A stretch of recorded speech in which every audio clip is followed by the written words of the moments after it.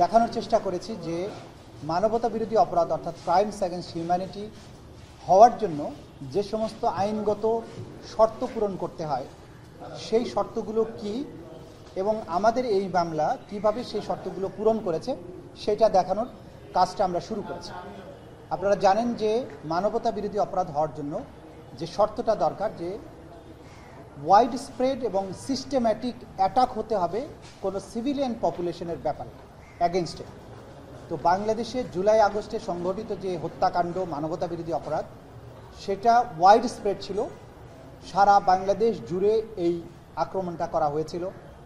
বিপুল সংখ্যক পারপিট্রেটর অর্থাৎ বিপুল সংখ্যক আসামি অপরাধী তারা এই আক্রমণে অংশগ্রহণ করেছিল। যারা আহত এবং নিহত হয়েছেন তাদের সংখ্যাও বিপুল পরিমাণে, এবং এই অফেন্সগুলো ঘটেছে র্যান্ডম না, এটা একটা প্ল্যান্ড ওয়েতে ব্যাপক ভিত্তিতে বিভিন্ন জায়গায় একই ধরনের অপরাধ বারবার করা হয়েছে, একই পদ্ধতিতে করা হয়েছে। এইটাকে বলা হয় ওয়াইড স্প্রেড। এবং সারা বাংলাদেশে প্রায় 35,000 মানুষ আহত হয়েছেন, 1400-র বেশি মানুষ শহীদ হয়েছেন। এই নাম্বারগুলো প্রমাণ করে যে এই অ্যাটাকটা ছিল ওয়াইড স্প্রেড। আরেকটা শর্ত হচ্ছে সিস্টেম্যাটিক হতে হবে। সিস্টেম্যাটিক হওয়ার জন্য যে অপরাধের ধরন, এখানে রাষ্ট্রের রিসোর্স ব্যবহার করা হয়েছে এবং একটা পরিকল্পনার আওতায় একটা সুনির্দিষ্ট টার্গেটে এই অপারেশনগুলো পরিচালিত হয়েছে। সেই জিনিসটা যে এখানে হয়েছে সেটা আমরা সাক্ষীদের সাক্ষ্য বিশ্লেষণ করে আদালতের কাছে উপস্থাপন করেছি যে এটা শুধুমাত্র যে ওয়াইড স্প্রেড তাই নয়, একই সাথে এটা সিস্টেম্যাটিকও ছিল। আমরা এই সাক্ষী বিশ্লেষণের মাধ্যমে আন্তর্জাতিক আইন অর্থাৎ রোম স্ট্যাটিউট আইসিসির যেটা আছে সেখানে এই অ্যাটাকটাকে কিভাবে ওয়াইড স্প্রেড এবং সিস্টেম্যাটিক হয়, আন্তর্জাতিক আইনের যে বৈশিষ্ট্যগুলো আলোচনা করা হয়েছে সেগুলো আমরা ট্রাইব্যুনালের সামনে তুলে ধরার চেষ্টা করেছি। এবং এই সব কিছু দেখানোর মাধ্যমে আমরা প্রমাণ করেছি যে জুলাই আগস্টে যে আক্রমণ হয়েছিল, যে মানবতা বিরোধী অপরাধটা হয়েছিল, সেগুলো ব্যাপকভাবে পরিচালিত হয়েছিল, ওয়াইড স্প্রেড ছিল, সিস্টেম্যাটিক ছিল এবং এটা ফুললি আন্তর্জাতিক আইনের শর্ত অনুযায়ী এইটা ক্রাইমস অ্যাগেন্স্ট হিউম্যানিটি বা মানবতা বিরোধী অপরাধ, যেটি এই ট্রাইব্যুনালে বিচারযোগ্য। এই পর্যন্ত আমরা আর্গুমেন্ট করেছি, বাকি অংশ ইনশাল্লাহ আগামীকালকে আমরা করব। আপনারা এইটা দেখাতে গিয়ে দুপুরবেলা আমরা হৃদয়ের ঘটনাটা দেখেছি, এই নৃশংস ঘটনাটা একটু বলবেন যে আপনারা কি দেখিয়েছেন বা কি নৃশংসতা ফুটে উঠেছে? নৃশংসতার ব্যাপারে আমাদের সেপারেট সব এভিডেন্স আমরা দেখিয়েছি। অন্যতম একটা ঘটনাকে আমরা আদালতের সামনে উপস্থাপন করেছি যে 5ই আগস্টে বিকালবেলায় গাজীপুরের কোনাবাড়িতে হৃদয় হোসেন নামে একটা তরুণ, যে পুলিশের নির্বিচার গুলিবর্ষণের পরে গলির মধ্যে পালিয়ে গিয়েছিল, সেখান থেকে ধরে এনে তাকে সারাউন্ড করে পুলিশ সদস্যরা পিঠের মাঝখানে রাইফেলটা ঠেকিয়ে গুলি করে তাকে হত্যা করে। শুধু হত্যাই করে না, তার কয়েক মুহূর্তের মধ্যেই আহত এবং জীবিত সেই ছেলেটিকে টেনে হিস্ট্রে অমানবিক পদ্ধতিতে গলির মধ্যে নিয়ে যায় এবং তারপর থেকে তাকে আর কখনো পাওয়া যায়নি।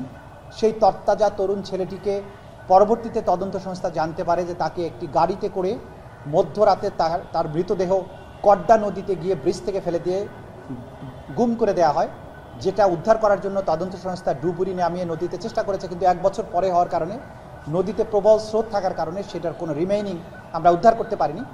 কিন্তু তাকে যে হত্যার যে চিত্র, কোনো রকম উস্কানি ছাড়া সিভিলিয়ান পপুলেশনকে এরকম ধরে নিয়ে এসে নিষ্ঠুরভাবে হত্যা করার যে কালচার পুলিশ অনুসরণ করেছে জুলাই আগস্টে, সেই নিষ্ঠুরতার একটা মাত্রা আমরা তুলে ধরেছি। ইনহিউম্যান অ্যাক্ট হিসাবে তাদের এই নিষ্ঠুরতার প্রমাণ আমরা তুলে ধরেছি।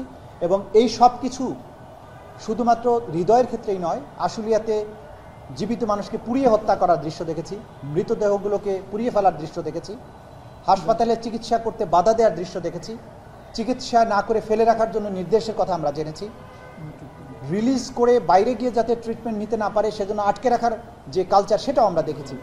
যতগুলো অমানবিকতা সম্ভব সব কিছুই জুলাই আগস্টে এই ছাত্র জনতার উপরে এই আসামিরা সংগঠিত করেছিল, সেই বিষয়গুলো আমরা আদালতে তুলে ধরার চেষ্টা করেছি। হ্যাঁ, তারিক সিদ্দিকীর কথা এসছে নানানভাবে। তারিক সিদ্দিকী গণভবনে 4 আগস্ট শেখ হাসিনাকে বারবার বলার চেষ্টা করেছিল যে সেনাবাহিনী যদি গুলি করে কিছু সংখ্যক মানুষ মেরে ফেলে তাহলে বিক্ষোভ বন্ধ হয়ে যাবে।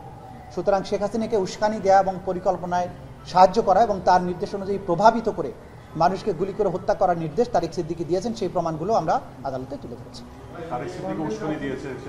রাইট।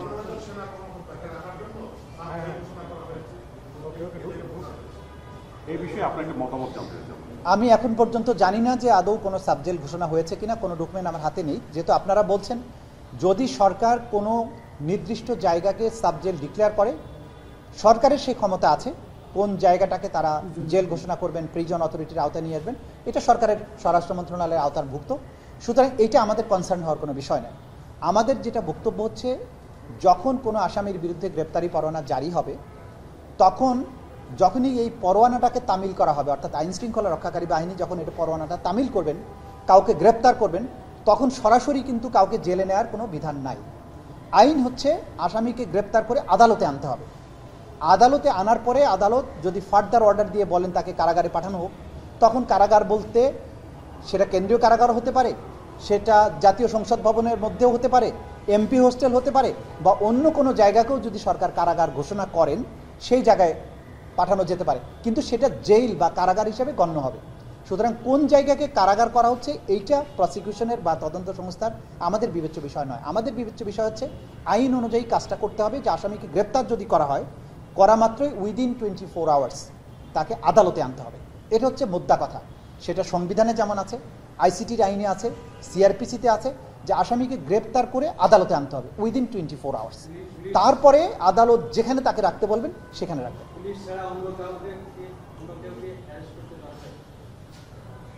যে কোনো মানুষকেই গ্রেপ্তার করা যাবে। আইনের দৃষ্টিতে পুলিশ, অপুলিশ, আর্মি, সিভিলিয়ান বলে কোনো জিনিস নেই। আইনে হচ্ছে একজন ব্যক্তি, নাগরিক, একটা মানুষ। আইন সবসময় ব্যক্তিকে বিবেচনা করবে। সেই ব্যক্তির গায়ে কত দামি পোশাক আছে অথবা সে বস্ত্রহীন কিনা, এইটা আইন দেখবে না। আইন দেখবে কেবলমাত্র মানুষ, এবং প্রত্যেক মানুষ আইনের দৃষ্টিতে সমান। এখানে কারো উঁচু মর্যাদা, কারো নিচু মর্যাদা, কাউকে ইল ট্রিটমেন্ট দেওয়া, কার জন্য অতিরিক্ত সুবিধা দেওয়ার সুযোগ এখানে নেই। সব সময় আইনের, আমাদের কনস্টিটিউশনের অর্থাৎ আইনের শাসনের মূল কথাই হচ্ছে আইনের দৃষ্টিতে প্রত্যেক মানুষ সমান। সুতরাং বাংলাদেশের একজন বস্ত্রহীন রাস্তায় বাস করা মানুষের যেমন যার অধিকার যতটুকু, ঠিক একইভাবে কেউ যদি ইউনিফর্ম থাকেন, কেউ যদি আরও দামি পোশাক পরিহিত থাকেন, তার মর্যাদাও সেই। সবাইকে আইনের কাছে আসতে হবে।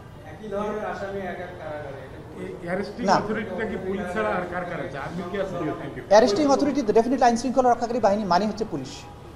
Thank you. না, আর্মির হাতে গ্রেপ্তারের ক্ষমতা নেই, যেটা এইটা বিভ্রান্তির সুযোগ নেই। এই আদেশটা পালনের ব্যাপারে সেনাবাহিনীর বিভিন্ন পর্যায়ের অফিসকে অবহিত করা হয়েছে। তারা কিন্তু গ্রেপ্তার করবেন না। তারা অবহিত থাকার অর্থ হচ্ছে যখন পুলিশ এই গ্রেপ্তারি পরোয়ানাটা তামিল করতে যাবেন, তারা অবহিত থাকলে এই পরোয়ানাটা তামিল করতে তাদেরকে সাহায্য করতে পারবেন। সুতরাং অ্যারেস্টিংয়ের পাওয়ার কিন্তু আইন শৃঙ্খলা রক্ষাকারী বাহিনীর, অন্য কারণে। তাহলে তাদের হেফাজতে থাকলে, তারা যখন মানে ঘোষণা দিচ্ছে তাদের হেফাজতে আছে, তাহলে এই হেফাজতে থাকার ব্যাখ্যাটা কি? এইটা নিয়ে আমি খুব কম কথা বলবো। যতক্ষণ পর্যন্ত গ্রেপ্তার দেখানো না হয়েছে, যদি পুলিশ তাদেরকে গ্রেপ্তার করে, গ্রেপ্তার করা হলে তখন থেকে তার উপরে আইন প্রযোজ্য হবে যে 24 ঘন্টা তাকে কোর্টে আনতে হবে।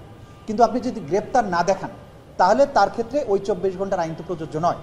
যখনই গ্রেপ্তার দেখানো হবে, গ্রেপ্তার করা হবে, তখন থেকে 24 ঘন্টার মধ্যে অবশ্যই তাকে আদালতে প্রডিউস করতে হবে। Thank you.